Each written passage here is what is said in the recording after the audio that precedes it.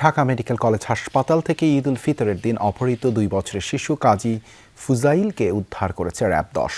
গত 21 মার্চ দুপুরে অসুস্থ নানাকে দেখতে মায়ের সাথে ঢাকা মেডিকেলে গিয়ে নিখোঁজ হয় শিশু ফুজাইল। পরে অজ্ঞাতনামা ব্যক্তিরা ফোন করে পরিবারের কাছে মোটা অঙ্কের মুক্তিপণ দাবি করে। এই ঘটনায় শাহবাগ থানায় মামলা হলে অভিযানে নামে র্যাব-10-এর একটি আভিযানিক দল। 21 মার্চ দিবাগত রাত 2:45টার দিকে যাত্রাবাড়ির ধলপুর এলাকায় তথ্য প্রযুক্তির সহায়তায় অভিযান চালিয়ে অপহরণকারী তানভীরকে গ্রেপ্তার করা হয়। উদ্ধারকৃত শিশুকে পরিবারের কাছে হস্তান্তর ও আসামিকে সংশ্লিষ্ট থানায় সোপর্দ করেছে র্যাব। আমরা ইনিশিয়ালি 3-4 জনের নাম পেয়েছি আর কি।